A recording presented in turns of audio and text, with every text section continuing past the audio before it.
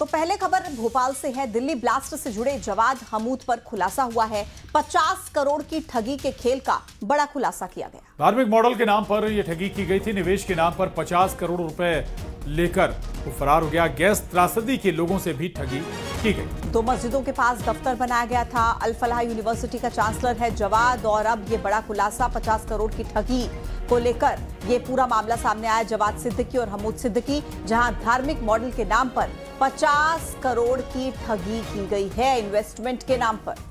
यानी आप अंदाजा लगा सकते हैं जो अल फलाह यूनिवर्सिटी है वो कैसे ठगी के पैसों से खड़ी की गई, और पहले यूनिवर्सिटी खड़ी की गई ठगी के पैसों से, और उसके बाद उसमें आतंकी तैयार किए गए। जवाद सिद्दीकी भाई हमूद सिद्दीकी दोनों चिटफंड के नाम पर लोगों से इन्होंने पैसे ठगे। भोपाल से भी अब मामला निकलकर सामने आया है।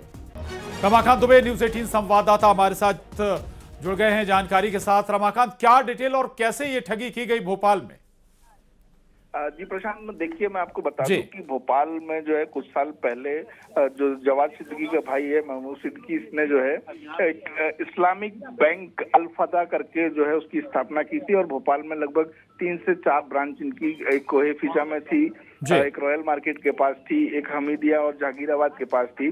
तो इस तरह से ये लोगों को पैसे दोगुने करने का लालच देके इन्वेस्ट कराते थे, और लगभग जो है 50 करोड़ से ज्यादा का जो है इन्वेस्टमेंट इनकी कंपनी में था। उस समय ये अपनी कंपनी समेट के यहाँ से भाग गया था, और इसकी कंपनी में पैसे जमा करने वाले मुस्लिम समाज के अलावा और भी लोग शामिल थे, जिनमें बड़ी संख्या में महिलाएं थी, गैस पीड़ित थे।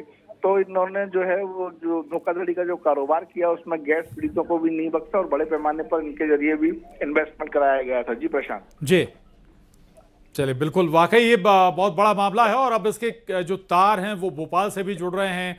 पहले सामने आया था कि कैसे चिटफंड से इन्होंने ठगी की, और अब जो कई ब्रांचेस थी वो भोपाल में बनाई गई थी।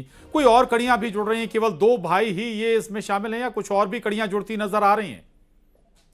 जी प्रशांत, हमारी कुछ पीड़ितों से भी बातचीत हुई है जिन्होंने अपना पैसा इनके बैंक में लगाया था। जो अल फलाह करके इन्होंने एक इस्लामिक बैंक यहाँ खोला हुआ था, उसमें एक जो है कारोबारी हैं भोपाल के ही, उनके लगभग 41 लाख रुपए उन्होंने उसमें इन्वेस्ट किए थे, और वो भी जो है वो इनके शिकार बने थे।